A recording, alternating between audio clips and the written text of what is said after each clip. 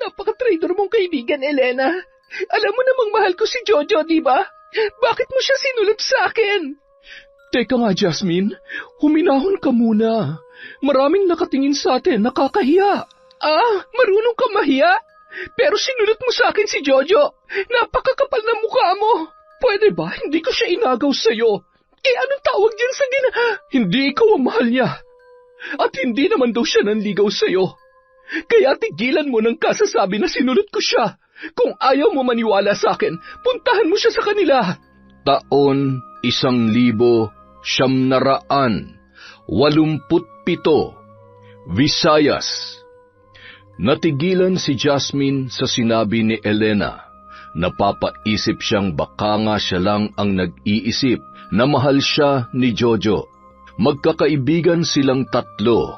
Simula pagkabata, halos magkakasama na sila palagi sa lahat ng lakad at hindi mo sila mapaghihiwalay. Sa kanilang tatlo, si Jasmine ang malapit kay Jojo dahil sila ang mas naunang naging magkaibigan bago dumating si Elena. Siya ang madalas na inaakbayan, nilalambing, at minsan ay hinahalikan pa ng binata sa pisngi o di naman kaya ay sa noo kapag ito ay natutuwa. Madalas rin na siya ang inuuna ni Jojo sa lahat ng bagay.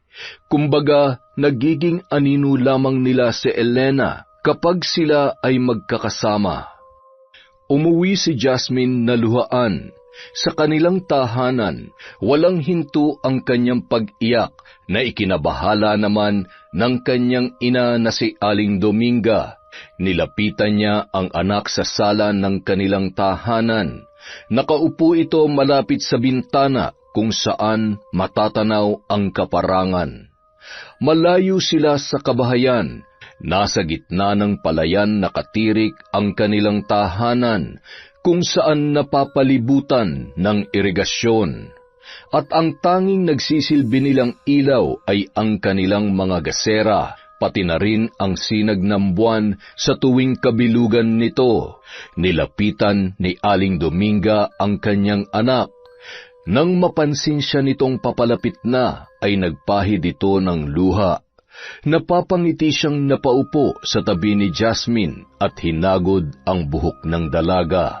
At napatingin naman ito sa kanya. Sabihin mo nga, anak, ano ba ang nangyari? Wala po ito, Nay. Hindi lang po kami nagkaintindihan ni Elena. Maayos din naman po namin to. Basta, siguruhin mo lamang na hindi ka nila gagawan ng hindi maganda, anak, ha? Napabuntong hininga at tumayo na lamang si Aling Dominga at inaya na ang kanyang anak na maghapunan. Malungkot naman na sumunod si Jasmine. Maagang nawala ang kanyang ama at ang kanyang mga kapatid naman ay nagtungo sa malalayong lugar para magtrabaho. Tanging sila na lamang ni Aling Dominga ang nasa lugar na yon at ang ina na lamang niya ang tumataguyod sa kanilang dalawa kapag hindi sila napadalhan ng kanyang mga kapatid. Hindi na rin naman inuobliga ni Aling Dominga ang kanyang mga anak para magpadala, at kung magbibigay naman ang mga ito ay ipinagpapasalamat niya ng malaki. Kinabukasan, maagang umalis si Aling Dominga dahil maglalako pa siya ng mga kakanin at ulam. Mabait na tao si Aling Dominga pero wag lamang siyang magagalit. Yun ang sabi-sabi ng mga taga-bayan. May lahi kasi sila na mambabarang ayon sa mga kwentuhan. Kaya naman kinatatakutan siya ng mga taga roon. Wala pa namang napapabalita na may binarang na si Aling Dominga dahil mas pinagtutuunan niya ng pansin ang paminsan-minsang panggagamot. Ngunit hindi talaga yon ang pinaglalaanan niya ng panahon. Si Jasmine naman, nanatili lamang sa kanilang bahay. Wala siyang ganang lumabas dahil napakalungkot ng kanyang pakiramdam. Hindi niya kayang makita ang kanyang mga kaibigan na para sa kanya sa mga panahong ito ay isang paasa at isang traidor. Ang masakit sa kanya ay nilihim pa ng dalawa. Nalaman na lamang niya sa ibang tao na sila ay magkarelasyon na. Yun talaga ang isang bagay na nagpapasakit sa kanyang puso. Hindi naman siya magagalit kung sinabi lang nila yun agad sa kanya. Para sa kanya, mauunawaan niya naman yun. Ano nga ba naman ang kanyang magagawa kung si Elena talaga ang mahal ni Jojo?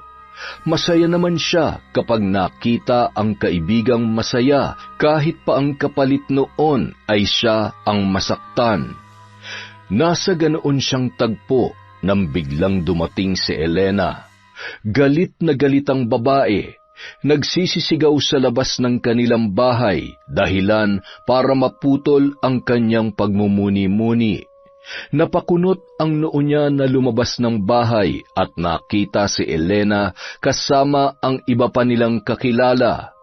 Ang mga mukha nito, akala mo ay susugod sa gera na walang mga dalang baril. Hoy, Jasmine! Napaka-hipokrita mo rin talaga, no? Bumaba ka dito at harapin mo ako! Ano pa bang problema, Elena? Bakit magalit na galit ka? Ang kapal na mukha mong magmaang-maangan, may sa demonyo ka naman talaga. Tinatago mo lang sa mabait mong mukha ang bruhang pagkatao mo. Anong pinagsasasabi mo sa bayan na nilandi ko si Jojo at tinagaw ko sa'yo? Hoy, Jasmine, itatak mo to sa kokote mo, ha? Kaya hindi ka niligawan ni Jojo ay dahil ikaw at ang nanay mong mambabarang ay hindi naman nababagay sa mundo ni Jojo. Ambisyosa ka! Hindi pa man nakakapagsalita si Jasmine ay agad na siyang sinabunutan ni Elena. Nagpambuno ang dalawa. Ang iba ay panayang sigaw at awat sa kanila. Nasa ganoon silang tagpo nang dumating ang nanay ni Jasmine kasama si Jojo. Nagulat sila sa gulo na kanilang inabutan. Napapatakbo pang lumapit sina Jojo at Aling Dominga para awatin ang dalawang babae. Nagsisigaw si Aling Dominga habang si Jojo naman ay dali-daling inawat sina Jasmine at Elena. Pinagtutulak pa ni Jojo ang 3 pang babae na nakikisawsaw sa away ng dalawa. Gulo-gulo at punit-punit na ang mga damit ni na Jasmine at Elena. Nang makita ni Elena si Jojo ay agad itong nag-iiyak na ipinagtaka naman ni Jasmine. Kanina ang tapang-tapang ng babae kasama ang kanyang mga alipores, ngunit ngayong naririto na si Jojo, akala mo ay siya na ang inapi. Ano ba nangyayari? Bakit kayo nag-aaway? Jojo! Ito kasing si Jasmine, bigla na lamang akong sinugod. Nandito lang naman sana ako para dalawin siya kasi ilang araw ko na siyang hindi nakikita. Umiiyak na saad ni Elena na sinang-ayunan naman ng 3 pa niyang kasama. Ang iba naman ay hindi lamang umiimik. Napatingin naman si Jojo nang biglang tumawa si Jasmine. Nangunot pa ang noo ng binata, maging ang ina ni Jasmine ay wala lamang imik na nakatingin sa kanyang anak. Totoo ba yun, Jasmine? Sabi ng nanay mo may sakit ka, pero bakit tila malakas ka pa sa kalabaw kung makipag-away? Napatigil si Jasmine sa pagtawa at seryosong tumingin kina Jojo at Elena. Nagulat naman si Jojo sa tila blanko at walang kahit anong emosyon na pagtitig ni Jasmine. Ngumisi pa ito ng bahagya at muling natawa nang makita ang itsura ni Elena na umiiyak. Naggalit ang binata sa kanya kaya muli siyang natahimik at tiningnan ang mga kaibigan ng walang kahit anong ekspresyon. Totoo bang sinugod mo siya? Sinugod ko siya? Dito sa bahay namin? Di bali na nga, paniwalaan mo siya kung gusto mo, Jojo. Kwento yan ang mahal mong nobya, kaya paniwalaan mo. Kung masama ako sa kwento niya, ikaw ang bahala. Tutal mukhang pinaghihirapan naman niyang pag-iyak. Sayang naman kung hindi ka maniniwala, hindi ba? Natigilan si Jojo sa sinabi ng kaibigan. Napaatras naman ang mga alipores ni Elena nang tingnan sila ni Jasmine isa-isa. Kakaiba kasi ang paraan ng pagtitig ng babae. Para bang walang kaluluwa ang kanyang mga mata. Kanina ang tapang niyo sumugod dito. Naakala niyo mga katipunera kayo. Muntik niyo na malagpasan ng tapang ni Gabriela Silang. Pero bakit ngayon? Titig ko pa lang ay bumabaluktot na ang likod niyo. Mga duwag, matapang lang kayo kapag walang nakakakita. Wika ni Jasmine sabay talikod. Inaya niya na ang kanyang ina na pumasok na sa loob ng bahay. Ngunit siya ay napahinto nang may biglang maalala at muling hinarap sila Jojo. Elena, kung ano man yung chismis na narinig mo, hindi ako nagpapakalat nun. Hindi ako pinanganak ng nanay ko na maging chismosa katulad ng mga kasama mo. Sila kayang tanungin mo kung sino nagpapakalat na nilanti mo si Jojo. Bata pa lang tayo, kilala mo na ako. Hindi ba sa ang bibig ko? Kung tutuusin, mas pasmado yung bunganga mo. Chismosa ka rin kasi. Pagkatapos noon ay pumasok na sila at pabalibag na isinara ni Jasmine ang pinto na ikinagulat ng lahat. Lalong-lalo na si Jojo. Sa tanang buhay niya, noon niya lamang nakitang nagalit ang kanyang kaibigan. Kahit palaging si Jasmine ang maldita sa paningin ng iba kumpara kay Elena, pero ni minsan hindi niya pa ito nakitang nagalit. Napatalon pa sila nang sabuyan sila ni Jasmine ng asin at sinabing pantaboy yon sa masasamang elemento, sabay sarado ng kanilang bintana. Nagkulong ang dalaga sa kanyang silid. Tinatawag siya ng kanyang ina, ngunit hindi yun sumasagot. Wala siyang gana sa lahat ng bagay, kahit ang nanay niya ay hindi niya pa rin gustong makausap. Naisip ni Jasmine na ganito pala kapag nasaktan. Kahit mundo ay hindi mo kayang harapin. Ilang sandali pa, narinig niyang nagwika ang kanyang ina. Hayaan mo anak, may araw din ang mga yan. Hindi na lamang pinansin ni Jasmine ang sinabi ng kanyang ina. Binaliwala niya yon dahil ang tanging naririnig niya ay ang kanyang nararamdaman. Hindi alam ng dalaga kung ilang oras na siyang nasa loob ng kanyang kwarto. Napabangon na lamang siya nang makita ang sinag ng buwan mula sa siwang ng kanyang bintana. Lumapit siya doon at binuksan. Napapikit pa siya nang siya ay salubungin ng napakalamig na simoy ng hangin. Pagdilat ng kanyang mga mata, ang kagandahan ng paligid ang kanyang nasilayan. Napangiti siya sa katiwasayang hatid ng kabilugan ng buwan. Kakaibang enerhiya ang kanyang nararamdaman kapag nasasaksihan ang bilog na buwan. Nasa ganoon siyang pag-iisip ng kanyang maalala ang kanilang kabataan. Noong mga panahon na wala silang ibang iniisip kundi ang kanilang pagiging bata, na walang ibang ginawa kundi ang maglaro. Napangiti ang dalaga at sinariwa ang nakaraan.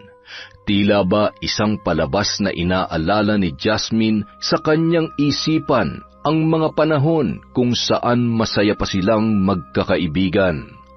Bata pa lamang sina Jasmine at Jojo ay madalas na silang magkasama.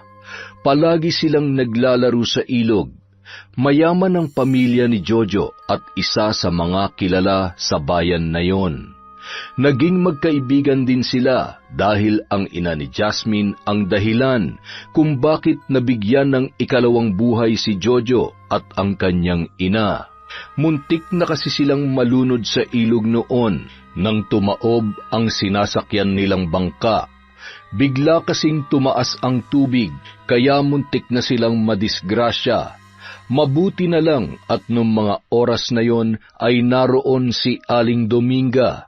Walang takot niyang nilangoy ang ilog at nailigtas sina Jojo at ang kanyang ina. Kaya ganoon na lamang kalaki ang pasasalamat ng ama ni Jojo kay Aling Dominga. At bibigyan niya sana ito ng pabuya, ngunit hindi ito tinanggap ng ginang dahil wala naman umanong bayad ang pagsagip ng buhay. Dahil ayaw tanggapin ni Aling Dominga ang pabuya, ay nag-alok na lamang ang ama ni Jojo na maglaba si Aling Dominga sa kanila tuwing Sabado, at kapag Lunes, Miyerkules at Biyernes ay maglilinis naman sa kanilang bahay, bagay na sinang-ayunan at pinasalamatan ng ginang. Dahil doon, naging mas malapit pa sa isa't isa ang batang sina Jojo at Jasmine. Natutuwa naman ang mga magulang ng binata sa dalaga dahil napakabait noon. Kahit paminsan-minsan ay inaatake ito ng pagiging maldita. Ang pagiging maldita kasi ni Jasmine ay nasa lugar. Kung hindi niya gusto o mali ang ginagawa mo, hindi ka niya kukonsintihin, bagkus ay itatama ka pa niya. Masaya ang pagkakaibigan nila hanggang sa pumasok si Elena sa kanilang buhay. Ang karakter ni Elena ay kabaligtaran naman ng kay Jasmine. Masyado itong mabait na akala mo'y hindi makabasag pinggan, hindi maingay at madalas lamang ay ngumingiti. Kapag nag-aaway sila ni Jasmine ay palaging siya ang biktima. Simula noon, madalas na siyang kasama ng magkaibigan. Ayos lang naman yon kina Jasmine dahil mainam na rin umano para hindi sila nababagot ni Jojo sa isa't isa. Hanggang sa nagdalaga at binata na ang magkakaibigan. Tuwing papasok, si Jasmine ang unang susunduin ni Jojo bago nila daanan si Elena. Palagi yung nakangiti, ngunit nakasimangot na kapag nauuna na ang dalawa sa paglalakad. May pagkakataon pa si Jojo ang magdadala ng bag ni Jasmine. At sa tuwing sasabihin ni Elena na dalhin din ang kanyang bag, ang isasagot lamang ni Jojo ay kaya niya nang bitbitin yon. Minsan nakikita ni Elena na naglalambing si Jasmine at hinahalikan ito ni Jojo sa pisngi o di naman kaya ay sa noo. Ang hindi nila alam, nagseselos na si Elena sa kanilang dalawa. Hanggang sa nalaman na lamang ni Jasmine na magkasintahan na sina Elena at Jojo na wala siyang kaalam-alam, kaya pala madalang nang dumalaw si Jojo sa kanya dahil pinagseselosan siya ni Elena. Naputol lamang ang kanyang pagmumuni-muni nang tawagin siya ng kanyang ina. Sabi nito ay may bisita daw siya na ipinagtataka naman ni Jasmine. Dali-dali siyang lumabas at bigla siyang napahinto. Tinitigan niya ang dalawang tao na nasa kanilang munting sala. Napakunot ang kanyang noo nang siya ay lumapit, habang ang dalawa naman ay nakatingin lamang sa kanya. Anong ginagawa niyo dito? Jas, nandito kami para makipag-usap sa'yo. Ayaw ko na magkakasira-sira tayo. Magkakaibigan tayo, di ba? Jas, mag-sorry ka na kay Elena. Nagbibiro ka ba? Naririnig mo bang sinasabi mo? Bakit ako pang hihingi ng tawad hindi naman ako nauna? Pero, Jas, alam mo ba kung ano masasakit na pinagsasabi niyan sa akin?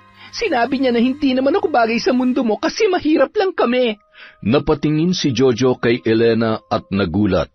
Bigla namang humikbi ang babae nang makita ang reaksyon ng kanyang kasintahan. Ngunit sa halip na magalit ay inalo naman niya si Elena nang makitang umiiyak ito. Kahinaan kasi ni Jojo ang luha ng babae dahil parang nakikita niya ang kanyang ina sa mga yon. Kaya naman sa tuwing umiiyak si Elena ay napapawi ang galit ni Jojo. Sige, okay lang, Jas.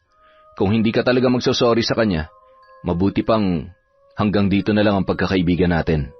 Saad ng binata na ikinagalit naman ng dalaga, walang emosyon niyang tinitigan ang dalawa saka lumapit sa pinto at pinagbuksan ng mga yon na tila sinasabi na maaari na silang umalis. Hindi naman makapaniwala si Jojo sa ginawang yon ni Jasmine, ngunit tiningnan lamang sila nito at hindi umiimik. Ganun na lang ba yon, Jas? Mas pipiliin mong masira ang pagkakaibigan natin kaysa humingi ng tawad? Mahirap bang gawin yon? ikaw ang sumira sa pagkakaibigan natin. Kasasabi mo lang. Hihingi ako ng tawad kung kasalanan ko, pero wala akong kasalanan kaya mas mainam nang hindi na nga lang tayo maging magkaibigan. Sige na, umalis na kayo. Umalis na lamang ang magkasintahan, ngunit nagtama ang mga mata nila ni Jojo nang dumaan ito sa kanyang harapan. Makikita rito ang pagkalungkot, ngunit si Jasmine hindi nagpatinag. Pinanindigan niya ang kanyang sinabi dahil una, wala siyang kasalanan. Nasasaktan ang puso niya pero ayaw niyang ipakita kay Jojo ang kanyang kalungkutan. Hindi rin niya gustong maramdaman ni Jojo na sisihin ang kanyang sarili. Hinatid lamang niya ng tingin ang papalayong magkasintahan. Nang mawala na ito sa kanyang paningin ay sinara niya na ang pintuan, kasabay ng pagbuhos ng kanyang luha. Kinabukasan, maagang namalengke si Aling Dominga nang makasalubong si Elena, kasama ang mga kaibigan nito. Panay ang kanilang tawanan at huntahan habang naglalakad nang mabangga si Aling Dominga. Inis namang napatingin si Elena sa matanda habang ang ali ay walang reaksyon na nakatingin lamang sa dalaga. Nagbago bigla ang reaksyon ni Elena nang makita na si Aling Dominga yun. Napangiti ito at binati ang matanda. Ay, kayo po pala, ati. Aling Dominga? Hindi na pala kami magkaibigan ng anak nyo, kaya Aling Dominga na lang. Ayos lamang, iha. Baliwala sa akin yon. Noon pa man ay ayaw ko na tinatawag mo akong tita. Hindi kasi kita gusto na maging kaibigan ng anak ko. Napatawa ng bahagya ang mga kasamahan ni Elena, pero napatigil sila nang titigan sila ni Aling Dominga ng masama. Napataas ang kilay ni Elena, pabalik ng tingin sa matanda, saka ngumisi ng nakakaloko. Sinipat pa niya ng tingin si Aling Dominga mula ulo hanggang paa. Nanatili namang nakatayo lang ang matanda habang nakatingin kay Elena na nagtataray.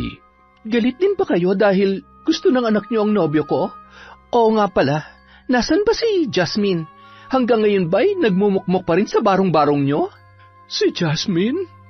Nasa bahay nila Jojo. Ay, hindi mo alam? Hindi ka ba naimbitahan doon? Kawawa ka naman. Ay, siya, sige ha. Magmukmuk ka na lamang sa bahay niyo dahil hindi ka inimbitahan ng pamilya ng nobyo mo. Siguro, hindi ka nila gusto. Bastos ka kasing bata ka. Sabay iniwan na lamang ni Aling Dominga si Elena na tulala. Naririnig pa niyang inaalo ito ng kanyang mga kaibigan.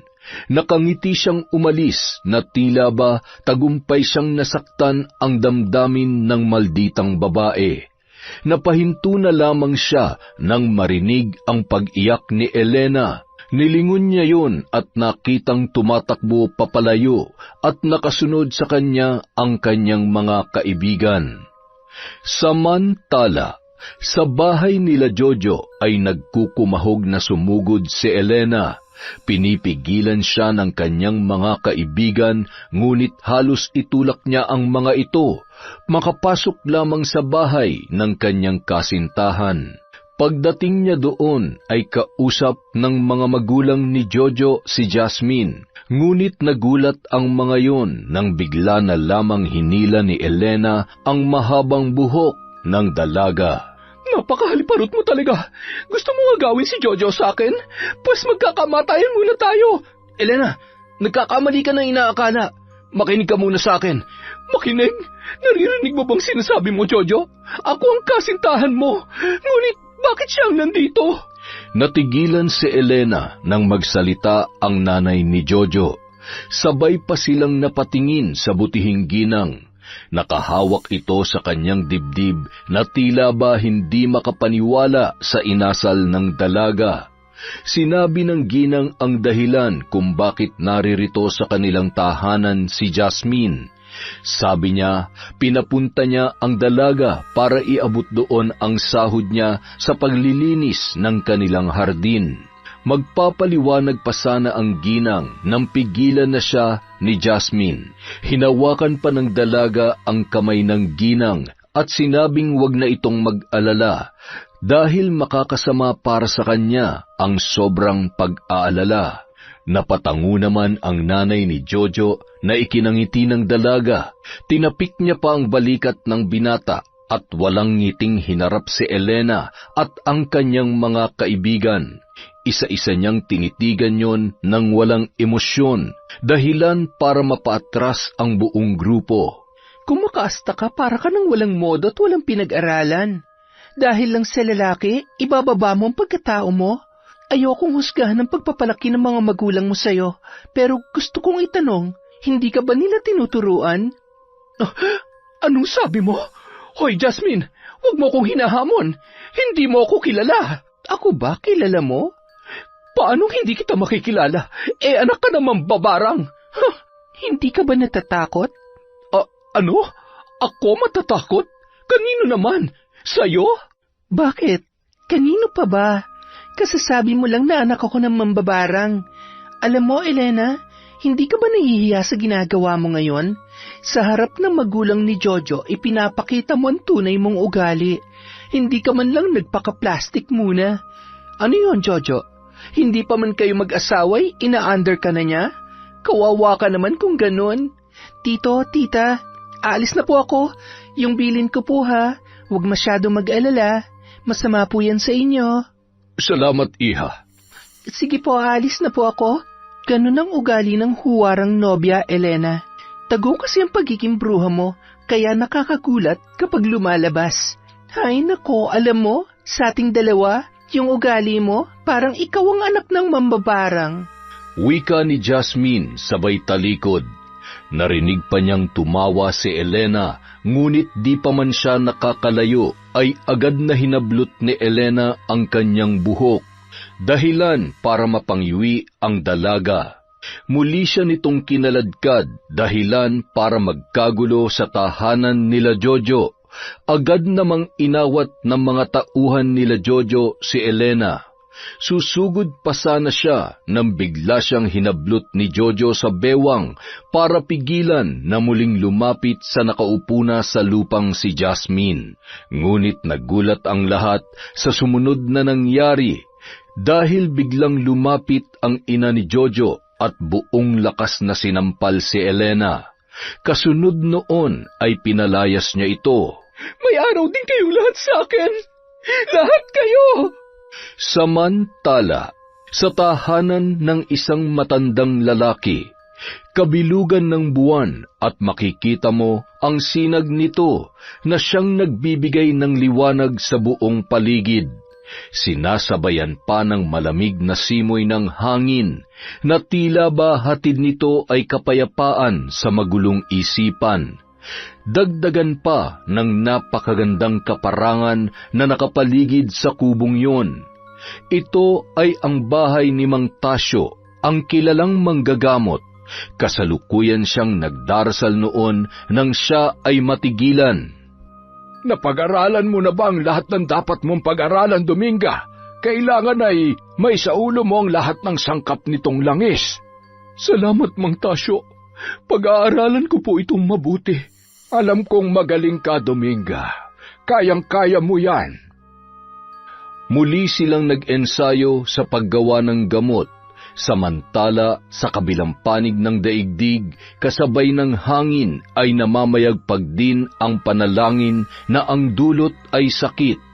Sa kabilugan ng buwan ay namamayani ang kadiliman sa isang kubo na nakatayo sa isang liblib na kagubatan. Napapalibutan ang kubong yon ng iba't ibang tanim na halaman ng sugo ng kadiliman. Diyos ng kadiliman, bigyan mo ako ng iyong kapangyarihan. Dinggin mo ang panalangin ng iyong abang lingkod. Tila nangilabot naman si Elena sa naririnig na panalangin ng kanyang ina. Kahit madalas niya pang naririnig ang ginagawa nito, ay nakakaramdam pa rin siya ng pangingilabot. Saglit na tumigil ang matanda at napatingin sa kanya. Anak, Sigurado ka ba na gagawin natin ito? Inay, kung nakita ninyo ang ginawa nilang pamamahiya sa akin ay tiyak na magagalit kayo. Pinahiya nila ako kaya nararapat lamang ito sa kanila. Ngunit anak, masama ang balik nito sa'yo. Nag-aalala lamang ako. Kumalma lang kayo, inay. Hindi naman sila papatayin eh. Tuturuan lamang sila ng leksyon. Napag-isipan mo na ba talaga itong mabuti? Ako ang malalagot sa iyong mama at papa. Ang tinutukoy na mama at papa ni Aling Simang ay ang mag-asawang umampon kay Elena. Ngunit kalaunan ay nalaman ng dalaga na hindi niya ito tunay na mga magulang at si Aling Simang ang kanyang tunay na nanay. Kahapon ko pa yan pinag-isipan at sigurado na ako. Isa pa, hindi naman akong mapagbibintangan kundi ang malditang si Jasmine. Ano, tutulungan niyo ba ako, Nay? Akala ko ba mahal niyo ako? Kung ganon, ano ang dala mong kagamitan na ipapabarang mo? Taas ang kilay na kinuha ni Elena ang mga gamit na hinihingi ng mambabarang na si Aling Simang, ang kanyang tunay na ina. Nang iabot ni Elena ang mga larawan ay bigla na lamang nanlaki ang mata ng matanda. Nangunot naman ang noo ng dalaga sa nakitang ekspresyon ng kanyang ina. May problema po ba? Ano bang naging kasalanan ng pamilyang ito sa'yo? Iha, mabait ang pamilyang ito at wala akong mga naririnig na hindi maganda tungkol sa kanila. Ngay, wala akong pakialam kahit gaano pa sila kabuting tao. Basta gawin niyo kung anong gusto ko. Napapailing na isinagawa ni Aling Simang ang hinihiling ng kanyang anak. Panay ang usal niya ng Latin na panalangin habang ikinakabit ang mga larawan sa bungo na nakapatong sa altar na may itim na patron. Muli niyang tiningnan si Elena at taas kilay naman siyang ginantihan ng tingin noon na parabang sinasabi na gawin mo na ang gusto ko. Anak, gusto ko lamang ipaalala sa iyo na hindi ako nananakit ng mabubuting tao. Pero dahil ikaw ang may kagustuhan nito, gagawin ko. Ang kasamaan ay laging may kapalit na kaparusahan. Yan ang huwag na huwag mong kakalimutan. Napailing na lamang si Aling Simang dahil hindi na sumagot ang kanyang anak at hindi siya lubos makapaniwala sa ugaling ipinapakita ni Elena. Hindi niya akalain na sa kabila ng kabutihan ng mga umampun sa kanya ay may kakaibang ugaling tinatago ang dalaga. Sa bagay, bunga si Elena ng kasamaan ng mga taong sumira sa kanyang buhay. Masamang tao ang ama ni Elena, kaya hindi rin malayong masama ang ugali nito. Ilang sandali pa, sinimulan ni Aling Simang ang kanyang panalangin. Maririnig sa loob ng kubo sa gitna ng liblib na kagubatan ang pag-usal ng kanyang dasal. Tanging katahimikan, mga kuliglig at mga hayop sa gubat ang piping saksi sa pagsasagawa ng kasamaan ng mga taong may masamang hangarin na makapanakit ng kanilang kapwa. Ilang saglit pa, tinatangay na ng hangin ang itim na usok na siyang magdadala ng sakit para sa mga tao na nasa larawan na hawak ng matanda. Humayo kayo't magdulot ng karamdaman. Puntahan ninyo mga taong nasa larawan. Dinggin mo, Diyos ng kadiliman, ang panalangin ng taong puno ang puso ng kasamaan. Mahabang panalangin ni Aling Simang. Pagkawika noon ay kasabay ng pagbuhos ng ulan at pagguhit ng kidlat sa kalangitan. Samantala, sa bahay ni na Jasmine, abala si Aling Dominga sa pagsasara ng kanilang mga bintana. Kararating niya lamang buhat sa bahay ni Mang Tasyo Mabuti na lamang hindi siya inabutan ng malakas na ulan. Bigla naman yata ang ulan na ito. Abay, kani-kanina lamang ay napakaganda ng panahon at ang liwanag ng sinag ng buwan. Hindi po kaya may bagyo, Nay? Wala naman akong nakikitang senyales na may bagyong paparating. Malumanay lamang ang hangin kanina at napakamatiwasay. Masyado naman po yata ang pag-aalala nyo. May nararamdaman po ba kayong kakaiba? O masama po ba ang pakiramdam ninyo? Mukhang may hindi magandang mangyayari, anak. Mas maganda kung ihanda mo ang iyong sarili. Bakit po, Nay? Bakit ko po kailangang ihanda ang sarili ko? Basta hindi maganda ang pakiramdam ko. Malalaman natin bukas. Kinaumagahan, nagkagulo sa bahay nila Jojo dahil sumusuka ang pamilya ng mga berdeng likido. Ang kanyang ina ay namimilipit sa sakit habang ang kanyang ama naman ay katulad ni Jojo na panay ang suka. Agad na nagpunta ang kanilang doktor para sila ay suriin. Ngunit maging siya ay nagtataka kung bakit sila nagsusuka, gayong normal naman ang mga tests na ginawa sa kanila. Dahil may kaya sa buhay ang pamilya ni Jojo, sa bahay na lamang sila sinuri dahil baka lumala pa kapag sila ay pumunta sa ospital. Sinabi ng doktor na siya'y babalik kapag nalaman na ang resulta. Napatango na lamang ang mag-asawa sa sinabi ng kanilang doktor. Agad na kumalat ang balita sa buong bayan at agad namang nakarating kay Aling Dominga ang balita. Dali-dali silang nagpunta sa bahay nila Jojo, ngunit hindi maganda ang kinahinatnan nang sila'y makarating. Sapagkat ng mga oras na yon ay kalat na ang balita na silang dalawa ni Jasmine ang nangulam sa pamilya. Marahil ay si Elena ang may pakana ng pagkakalat ng maling impormasyon. Dahil nang makarating sila ng kanyang anak ay naroon na ang dalaga. Sigurado ako na sila may kagagawa nito sa inyo, Jojo, dahil mambabarang ang mag-inang yan. Maghunos dili ka sa sinasabi mo, Elena. Hindi magandang nambibintang. Hoy, matandang mambabarang, walang ibang gagawa nito kundi, aray. Hindi niya na natapos ang kanyang sasabihin dahil mahigpit siyang hinawakan ni Jasmine sa daliri. Halos mamilipit na siya sa sobrang sakit, ngunit hindi man lang nagtangka si Jasmine na siya ay bitawan. Ang sabi ng nanay ko, maghunos dili ka. Hindi niya sinabing mambintang ka ng mga tao na hindi mo naman alam kung may kasalanan o wala. Kanina ka pa sigaw ng sigaw. Hindi ka madala sa mahinahon at kalmadong usapan. Yung totoo, may ginawa ka bang kalokohan?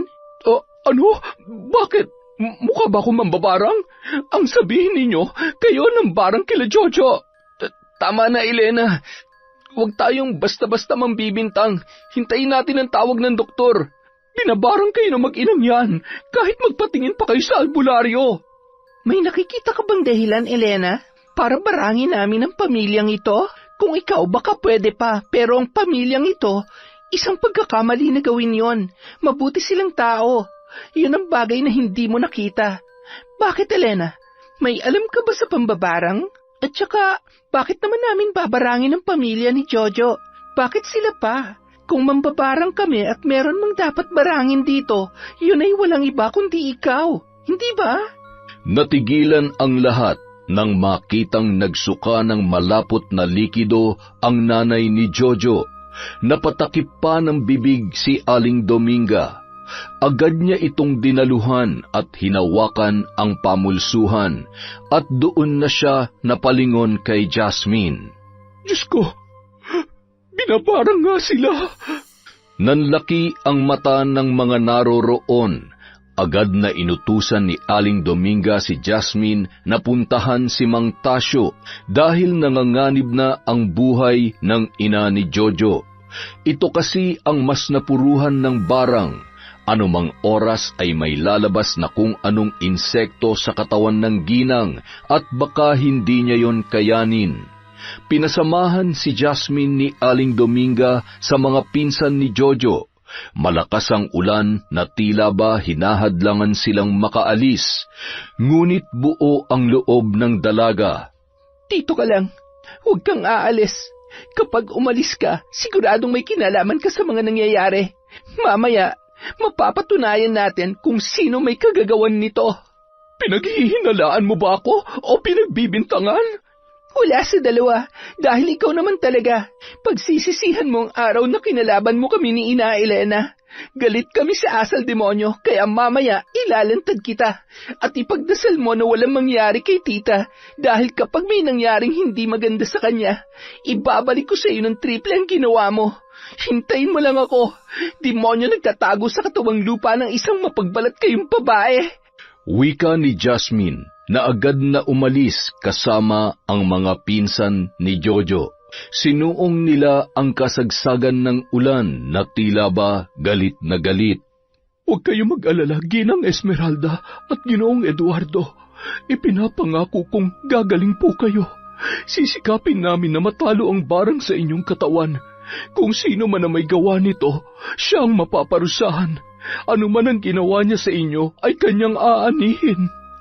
Nang marinig ni Elena ang sinabi ni Aling Dominga, ay nanlaki ang kanyang mga mata. Agad na sinimulan ni Aling Dominga ang kanyang kailangang gawin. Nagpatulong siya sa mga naroroon na ihanda ang gagamitin ng albularyong ipinatawag niya. Naglagay siya ng kandila sa bawat sulok ng tahanan na mayroong orasyon. Pinahiran din niya ng langis ang sikmura ng mga binarang para maibsan ang sakit na nararamdaman. Ikaw, pumasok ka sa loob ng bilog na puti. Bakit naman ako papasok? Ano naman ang hindi ba't nobyo mo si Jojo? Dapat lang na siya'y iyong alagaan. Ano na lamang ang silbi mo sa buhay niya? Pumasok at alalayan mo siya.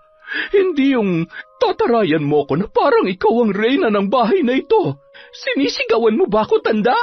Pumasok ka, alalayan mo ang kasintahan mo. O baka gusto mong kalad ka rin pa kita. Nakaramdam ng takot si Elena sa naging anyo ni Aling Dominga, kaya walang lingon-lingon siyang pumasok sa bilog at inalalayan si Jojo. Susunod ka rin naman pala, ang dami-dami mo pang sinasabi. Maya-maya, dumating na si Jasmine kasama si Mang Tasyo. Naabutan nilang nananalangin si Aling Dominga habang nakaluhod sa labas ng bilog. Kakalabitin sana siya ni Jasmine nang pigilan yon ni Mang Tasyo at sinabing hayaan ang kanyang ina sapagkat pinipigilan nito ang pagkalat ng barang sa katawan ng mga biktima. Naghanda na rin si Mang Tasyo nang makita na kumpleto na ang lahat ng kanyang kakailanganin. Diyos amang nasa langit, Diyos na makapangyarihan sa lahat, maawa po kayo sa amin. Jasmine, iha, pumasok ka sa loob ng bilog.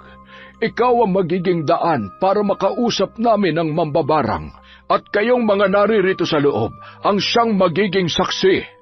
Pagkapasok ni Jasmine, sinabi ni Mang Tasyo na ihanda niya ang kanyang sarili. Malakas ang mambabarang, ngunit alam niyang napilitan lang itong gawin dahil sa utos ng tao na halangang kaluluwa. Nakiusap din siya sa mga naroroon na tulungan sila sa pamamagitan ng panalangin. Nagsimula na si Mang Tasyo at sinabayan siya ni Aling Dominga sa pagdarasal. Diyos ng langit at lupa, dinadakila po namin ang inyong kapangyarihan. Tulungan mo kami, Panginoon, na labanan ang kasamaan. Ibaba mo sa amin ang iyong banal na espiritu. Iligtas niyo kami, Ama, sa kasamaan.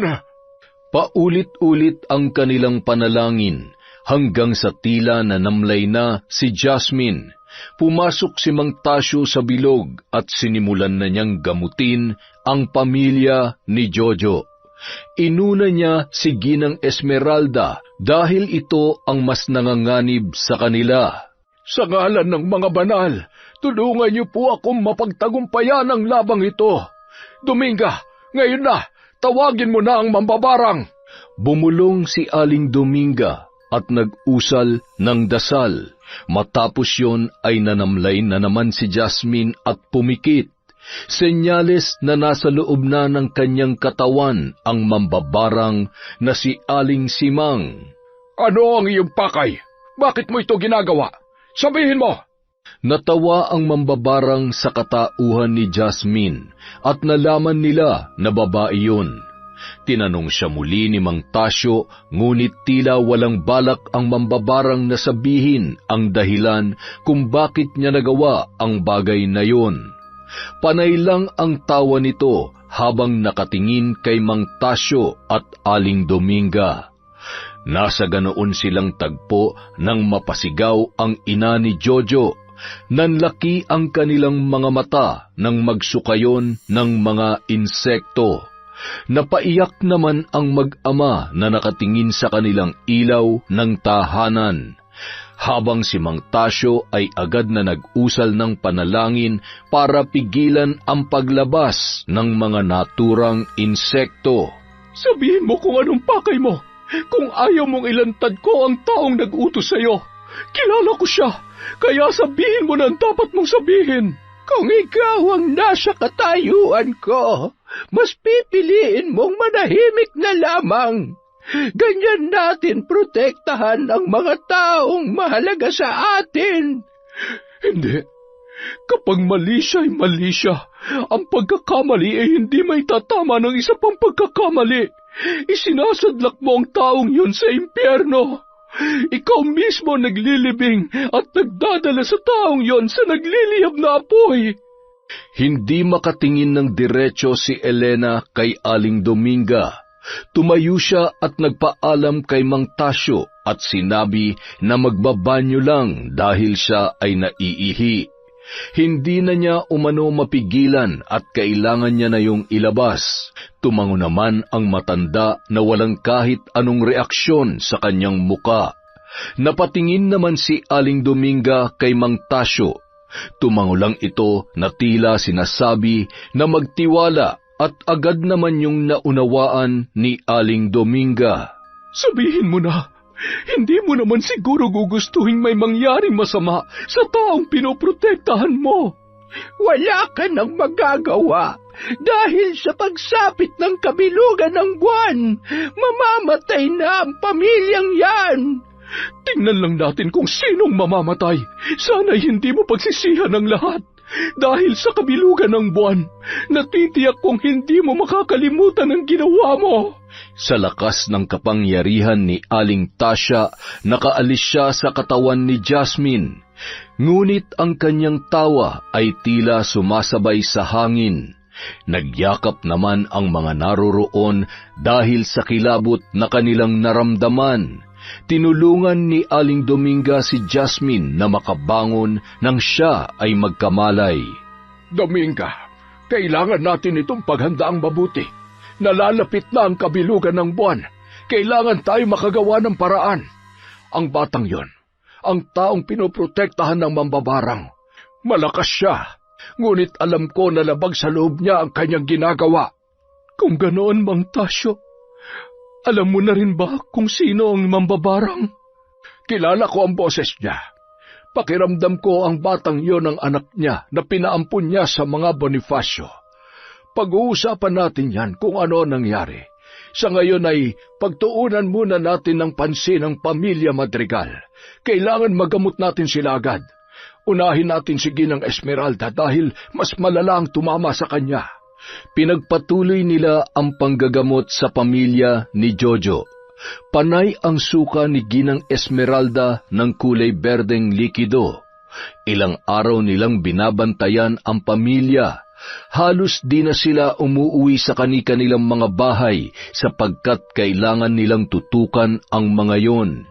Si Jasmine lang ang umuuwi sa kanilang bahay para kumuha ng mga damit nila at iba pang kailangan ni Aling Dominga.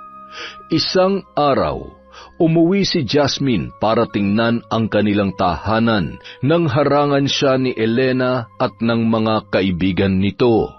Hindi naman nagpatinag si Jasmine, kalmado lamang siya na hinarap ang mga yon. Hoy, Anak naman babarang, saan ka pupunta? Hindi ka ba natatakot sa akin?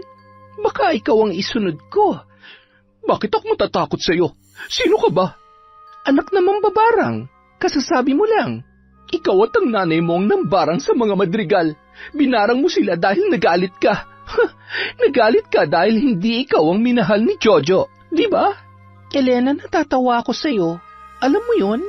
Nasa bingit na ng kamatayan ng mahal mong si Jojo, pero ikaw, kalmado kang nakikipagtarayan sa akin. Hindi kaya ikaw talagang nagpabarang sa kanila? Ano? Ikaw lang kasi ang kasintahan na palaging bukang bibig na mahal mo si Jojo pero wala ka naman sa tabi niya. Kakaiba ka, sa oras ng paghihirap ng sinasabi mong lalaking mahal mo, naririto ka't parang hindi naman nag-aalala. Sa katunayan, papunta na ako sa kanila. Ano bang sinasabi mong wala akong... Kapag may nangyaring masama kay Jojo, magbabayad ka! Huwag ka mag-alala. Magbabayad talagang ng babarang sa kanila. Hindi naman kasi natutulog ang Diyos. At alam kong kumikilos na siya sa pamamagitan ng mga mabubuting albularyo. Hindi man kita nalantad kagabi, ang nasa itaas na mambubuking sayo. At kayong mga alipores niya, mag-iingat kayo sa kaibigan nyo. Utak mambabarang yan. Kinagabihan, sa bahay ni Aling Simang, maririnig ang panalangin para sa kasamaan. Sumasabay yun sa hangin at mangingilabot ang sinumang makarinig. Makikita mo rin ang matanda na nakaluhod sa kanyang munting altar habang nakataas ang manikang may larawan ng Ginoong Madrigal, ang ama ni Jojo. Diyos ng kadiliman, dinggin mo ang iyong abang lingkod. Dinggin mo ang aking panalangin. Ipagkaloob mo sa taong ito ang aking kaparusahan. Sa pagsapit ng 6:00, magsusuka ang haligi ng tahanan ng likido na kulay putik. Dinggin mo, espiritu ng walang hanggang kadiliman! Dinggin mo ito! Kasunod noon, gumuhit ang kidlat sa kadiliman ng kalangitan. Napapikit pa si Elena habang binabaybay ang masukal na kagubatan papunta sa tahanan ng kanyang totoong ina na si Aling Simang. Sa totoo lamang, hindi naman niya talaga ito kinikilalang ina, kahit ito pa ang nagluwal sa kanya. Ang pakay niya lang dito ay gamitin ng matanda para sa kanyang personal na interes, hindi para maging anak nito. Padabog niyang binuksan ang pinto ng bahay ng matanda at inabutan niya yon na kasalukuyang nagdarasal. Alam mo, mukhang pumalpak ka. Kaya mo ba talagang ginagawa mo? Anak, ginagawa kong lahat ng makakaya ko. Hindi ko sila maaaring patayin dahil mabubuti silang tao. Ang gusto ko, si Jasmine at ang nanay niya ang mapagbintangan na bumabarang sa mga madrigal. Mukhang mababaliktad pa ata at ako pa mapapahamak dahil sa'yo. Nakakainis. Ngunit alam ng taong bayan na wala pang sinasaktan ang ina ni Jasmine. Elena, tigilan na natin to, anak. Mapapa, pwede ba? Tigilan nyo ng kakatawag sa akin ng anak. Nangingilabot ako marinig yan. Akala mo ba, hindi ako kinikilabutan kapag nakikita kita? Naaalala ko lamang ang mukha ng iyong walang hiyang ama. Ganun pa man, wala ka namang kinalaman sa kanyang kasalanan. Dahil hindi mo rin naman siguro gustong mabuhay kapag nalaman mong anak ka ng masamang tao. Pasensya ka na, pero Elena, binabalaan kita na masama ang ginagawa mo. Mabubuting tao ang sinasaktan mo. Ano naman kung mabubuting tao sila? Walang mabuting tao na namamahiya. Kung nakita mo lang sana kung paano nila ako ipinahiya. Kahit hindi ako lumapit sa'yo, baka ikaw na rin ang magkusa na barangin sila. Ganun naman ang mga nanay, di ba? Gagawin ang lahat para sa kanilang anak. Oo, kapag mabuti ang anak, ay lahat gagawin ng isang ina. Bakit? Mabuti ka bang anak? Ha, Elena? Napaatras na lamang ang dalaga sa paraan ng pagtitig ni Aling Simang. Ang mga mata niya ay tila isang malungkot na kagubatan na walang kahit anong liwanag na maaaninag. Aalis na ako. Babalik na lamang ako bukas. Samantala, sa bahay ng mga Madrigal, nagsisigawan ang mga katulong dahil sumusuka si Mr. Madrigal ng kulay putik at malapot na likido. Halos iluwanan nito ang kanyang bituka. Naluluha na rin ang kanyang mga mata. Makikita na ang mga ugat sa kanyang leeg dahil sa inilalabas nito mula sa kanyang katawan. Agad namang sumaklolo si Aling Dominga. Mabilis niyang pinahiran ng langis ng nyog na may halong abo ng ahas ang sikmura ng lalaki. Sa pamamagitan nito, maiibsan ang sakit na nararamdaman ng haligi ng tahanan. Dominga, ano nangyari? Mang Tasyo, mabutit naririto na kayo. Bigla na lamang siyang nagsuka. Mukhang malala na ito. Matindi ang galit ng gumawa nito, Dominga. Ano ang kasalanan nila sa mga taong yon? Alam naman natin, Mang Tasyo, na mabuti ang pamilyang ito. Kaya walang dahilan para gawin sa kanila ito. Ngunit, bakit sila binabarang ng mga yon?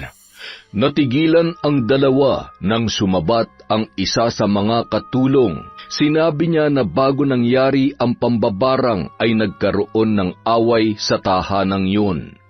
Ayon sa kanya, nung araw na kumuha ng sahod si Jasmine ay sumugod si Elena sa tahanang yun at galit na galit.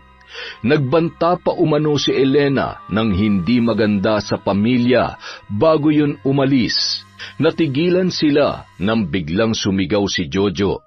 Dali-dali namang tumungo si Aling Dominga sa silid ng binata.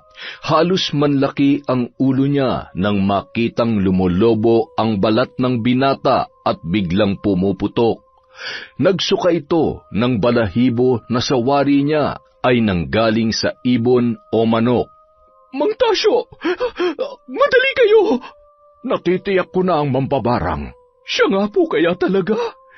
Walang ibang gumagamit ng balahibo ng manok sa pambabarang, kundi ang matanda na nasa gitna ng gubat. Sigurado na ako na si Simang.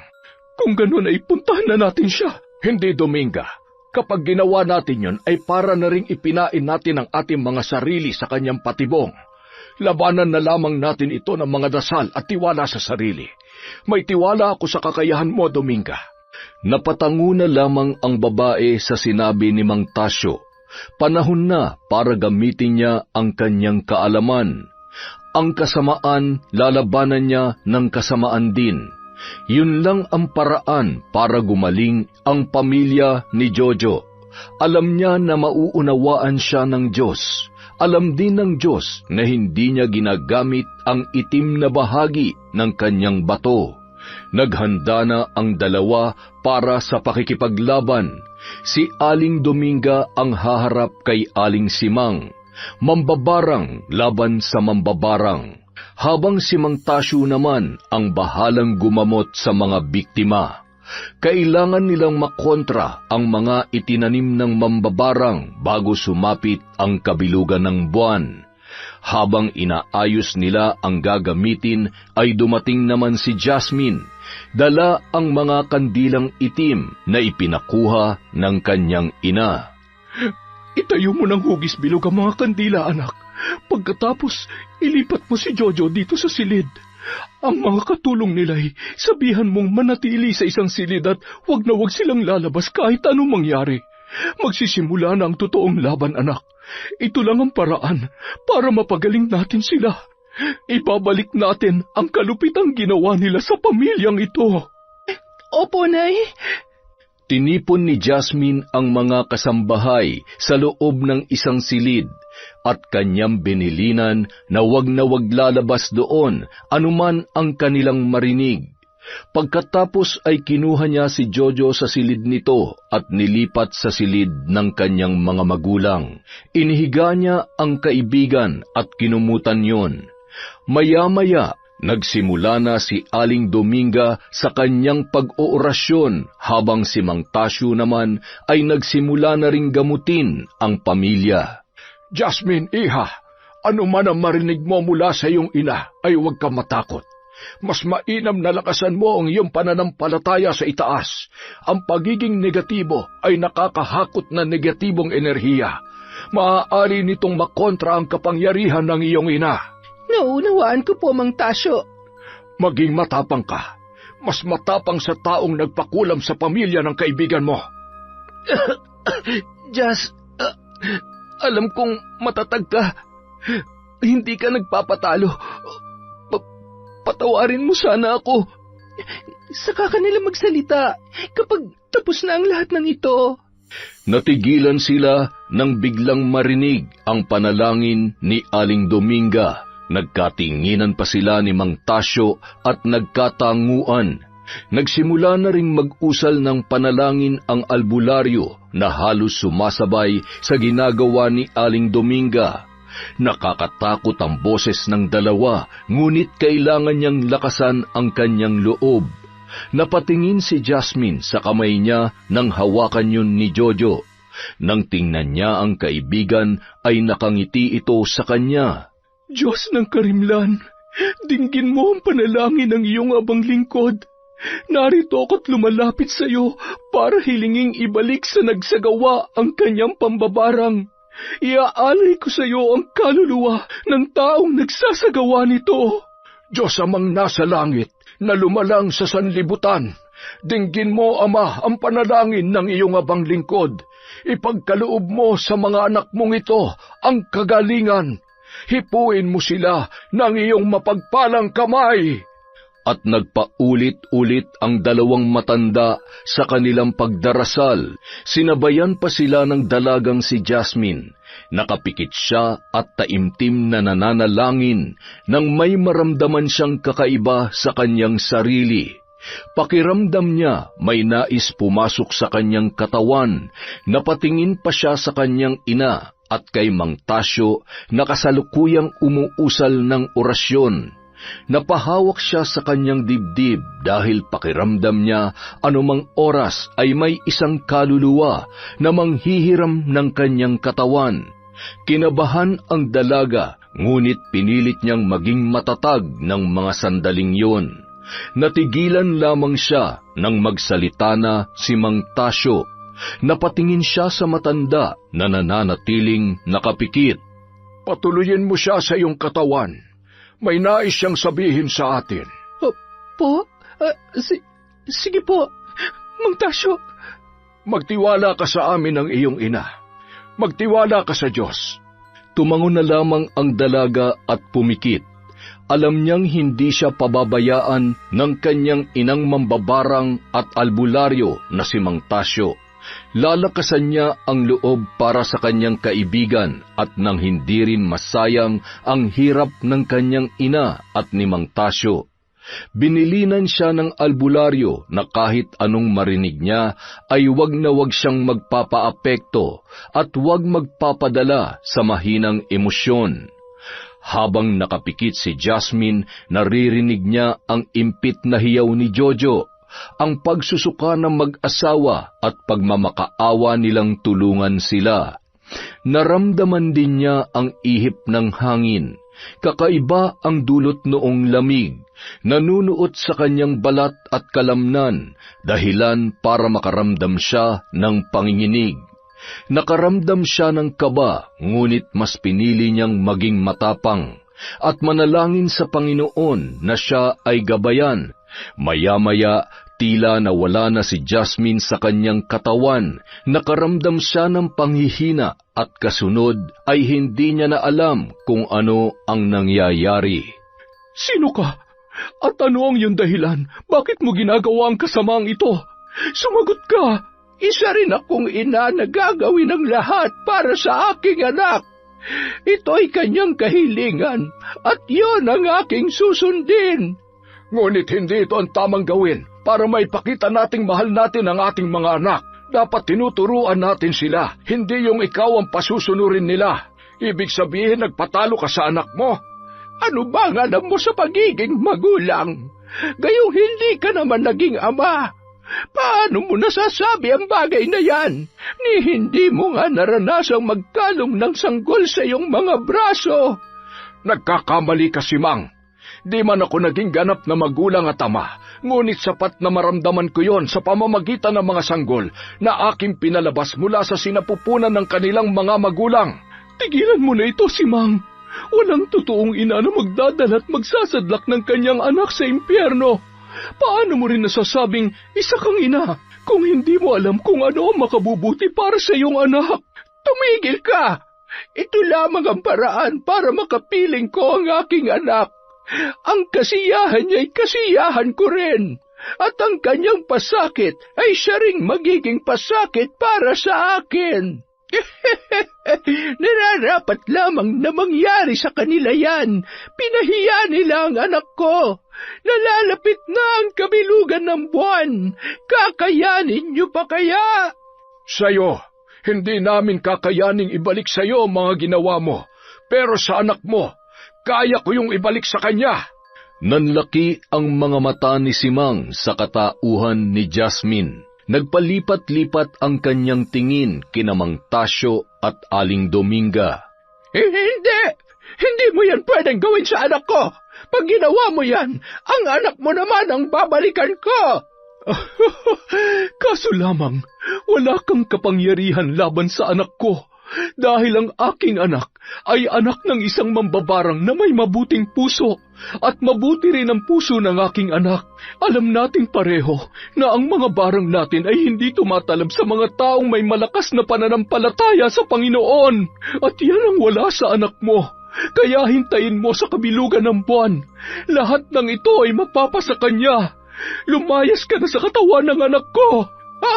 Teka, sandali lang. Wag! Hindi! Nawalan ng malay si Jasmine at agad na pinahiran ni Mang Tasyo ang kanyang sikmura ng langis at sinabi kay Dominga na hayaan lang itong makapagpahinga. Muli silang nagpatuloy sa ginagawang orasyon. Maririnig ang malakas na hangin sa labas. Ang mga katulong sa iisang silid ay maririnig ang kanilang mga hikbi na puno ng takot. Ngunit sinabi ng isa sa mga kasama nila na kailangan nilang manalangin katulad ng sinabi sa kanila ni Jasmine. Pumikit silang lahat at taimtim na nagdasal. Alang-alang sa kanilang mabubuting amo, makikiusap sila sa Panginoon na pagalingin na ang mga yun.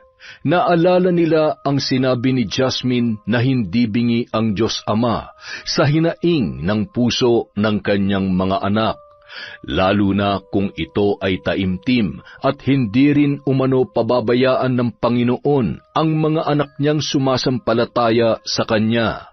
Samantala, sa silid naman ng mag-asawang Madrigal, patuloy sa pagdarasal si Mang Tasyo at si Aling Dominga. Kahit tila may nais pumigil sa kanila, ngunit hindi sila nagpadaig sa enerhiyang gumagambala sa kapayapaan ng buong paligid. Nagising si Jasmine at nakita pa niyang sumisigaw sa sakit ng kanyang balat si Jojo. Lumolobo na kasi ito at pumuputok.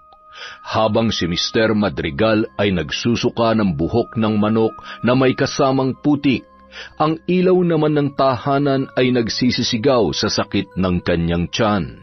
Jojo, manalangin ka. Walang kakayahan ng barang na ito sa mga taong nananalig sa Diyos.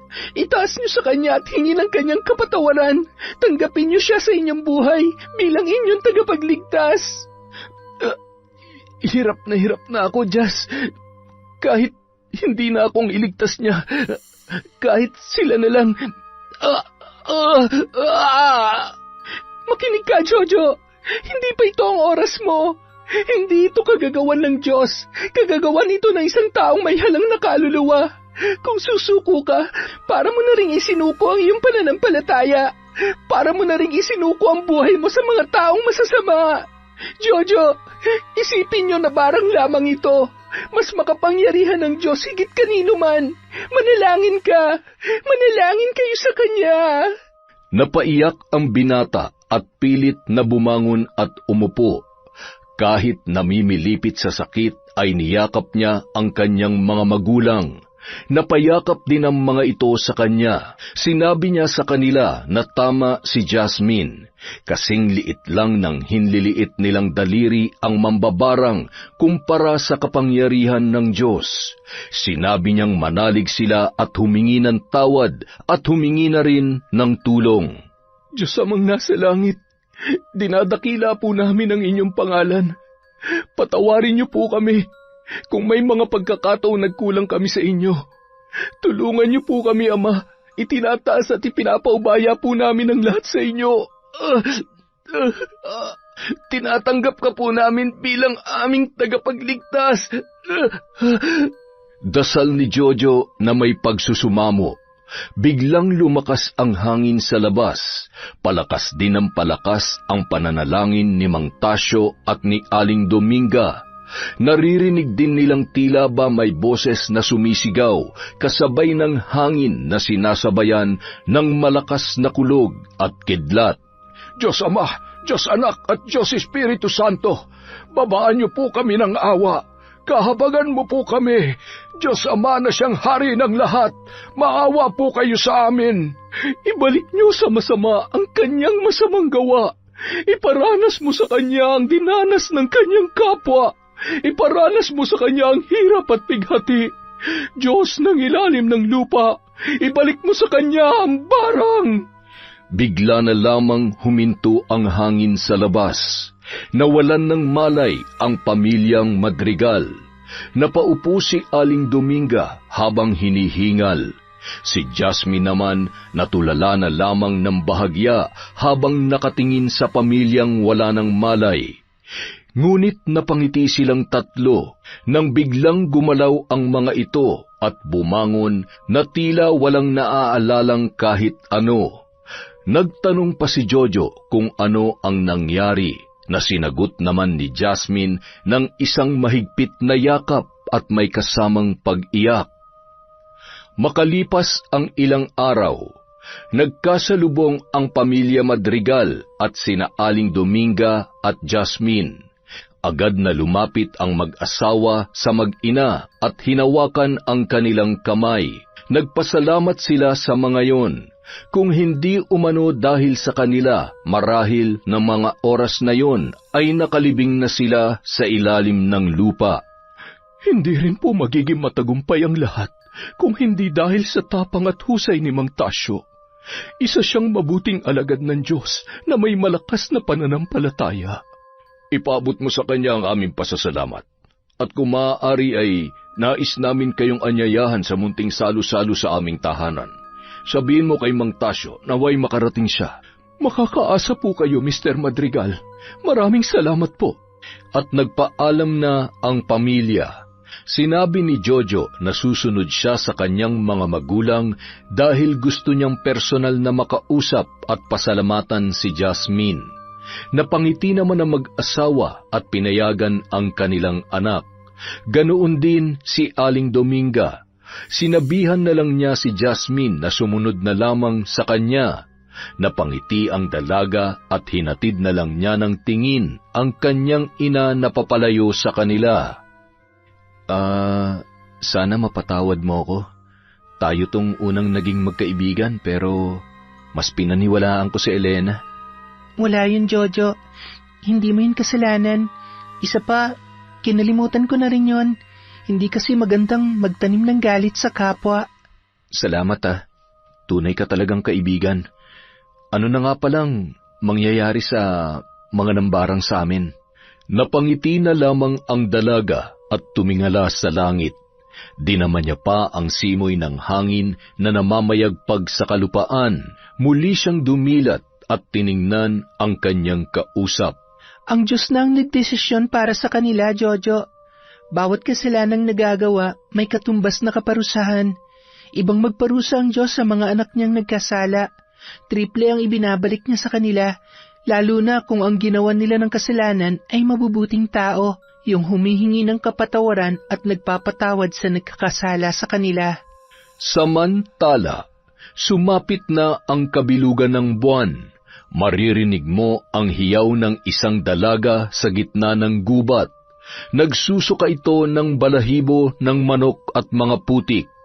Ang kanyang balat ay lumolobo at pumuputok na tila asido na nagdudulot ng hapdi at kirot.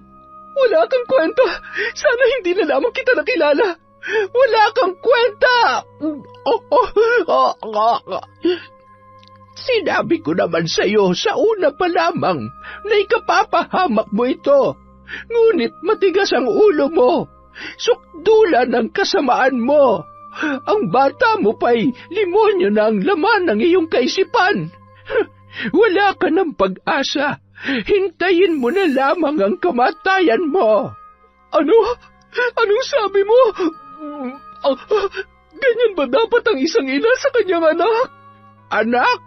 Ikaw, ganyan ka ba dapat sa iyong ina? Hindi mo naman ako itinuring na ina.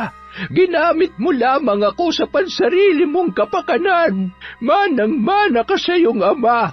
Nasukdulan ang kasamaan. Ano bang sinasabi niyo dyan?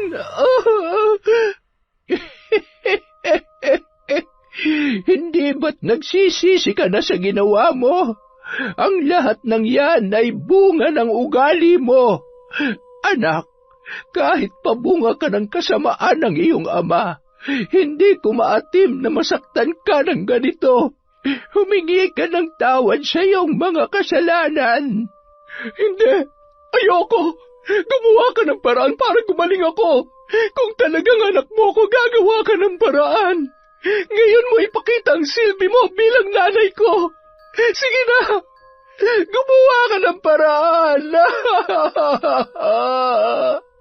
Maririnig ang sigaw ni Elena sa gitna ng kagubatan. Nung mga oras na yon, nakatayo sina Aling Dominga, Jasmine at Mang Tasyo sa hindi kalayuan. Tinatanaw nila ang kubo na tinatanglawan ng liwanag ng buwan na siyang naging saksi sa katapusan ng kasamaan.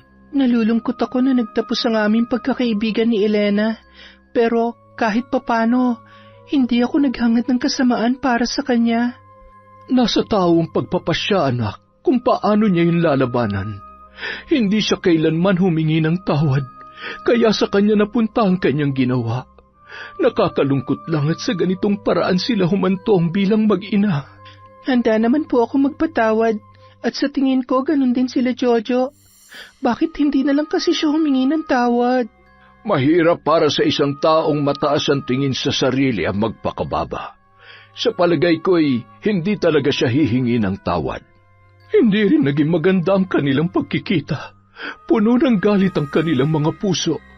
Ginamit lang ni Elena ang kanyang ina. Sa wari ko'y mahal naman siya ng nanay niya. Hindi ka nagkakamali, Iha. Ang buhayin siya ni Simang at ipaampon sa mga Bonifacio ay sapat na para mapatunayang mahal siya nito, sa kabila ng bunga siya ng kasamaan na nagdulot ng matinding sakit kay Simang. Ngunit likas na yata sa dugo ni Elena ang pagiging pasaway na anak. Ibinalik siya ng mga Bonifacio sa totoo niyang nanay. Nakakalungkot palang kapalaran ng nakaguhit sa kanilang mga palad. Ganyang humatol ang Diyos. Hindi man siya naparusahan dito sa lupa, mas matindi ang parusa niya sa langit. Diyos lamang ang nakakaalam kung anong hatol ang nararapat sa kanya. Tayo na, Dominga. Marami pa tayong mambabarang na lalabanan. At umalis na ang tatlo sa gubat. Habang sila ay papalayo, naririnig nila ang sigaw ni Elena. Sigaw na may sakit at kirot. Walang magandang maidudulot ang kasamaan, inggit at selos, bagkus ito ang nagiging ugat para makagawa ang isang tao ng kasalanan. Lahat ng kasalanan ay may kaparusahan, at ang tanging makakapawi sa galit ay paghingi ng tawad. Nang sa ganon ay mapatawad din tayo sa ating mga kasalanan.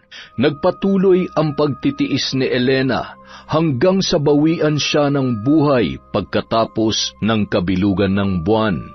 Nagtungo sa tahanan ng mga madrigal si Aling Simang at humingi ng tawad sa kanyang nagawa. Inihingi niya na rin ng tawad ang kanyang anak dahil sa kabutihan ng pamilya, ibinigay nila sa matanda ang inaasam nitong kapatawaran. Yon! Maraming salamat po at patawarin niyo po ako. Wala po muna tayong shoutout sa next video. Maraming salamat po sa walang sawang pakikinig sa Kwentong Enteng.